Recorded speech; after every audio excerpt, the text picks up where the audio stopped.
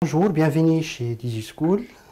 Donc, je suis Adil Hachini, enseignant physique-chimie niveau bac, et aujourd'hui on va parler de l'influence des dimensions de l'ouverture sur la figure des diffractions. Donc, comme je vous ai dit, on s'intéresse à savoir quelle est l'influence des dimensions de l'ouverture, c'est ce qu'on appelle l'ouverture, donc le petit trou où la lumière va passer, sur les dimensions de la figure de diffraction qu'on peut obtenir sur un écran.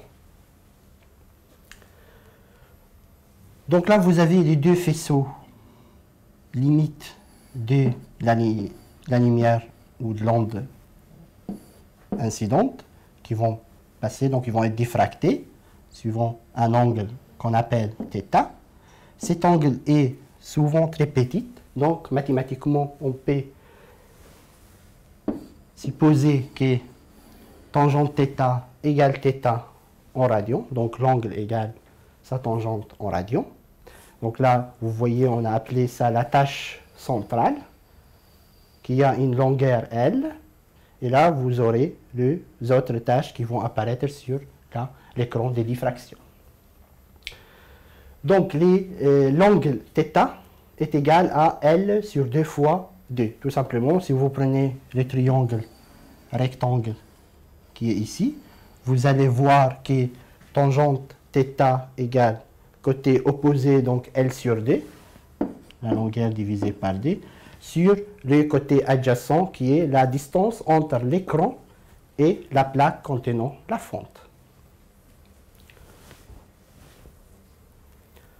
Ce qui nous permet de dire que l'angle θ est égal à L, la longueur de la tâche centrale, divisée par D, 2D, D est la distance entre la plaque et l'écran.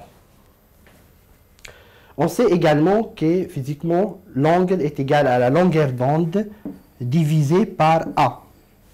Petit a, c'est la dimension de l'ouverture, qu'on va appeler petit a.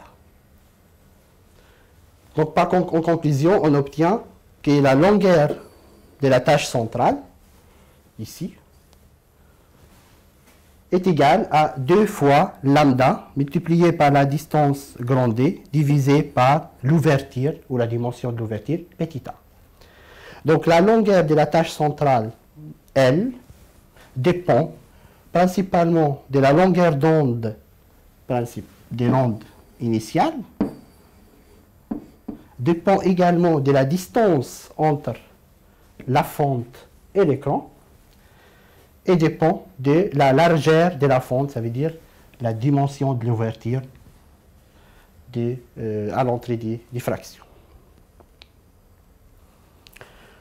Donc en conclusion, aujourd'hui nous avons vu une vidéo concernant l'influence des dimensions de l'ouverture sur l'image des diffractions.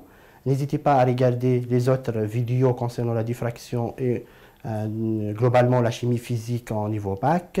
Et moi, je vous dis à bientôt sur DigiSchool.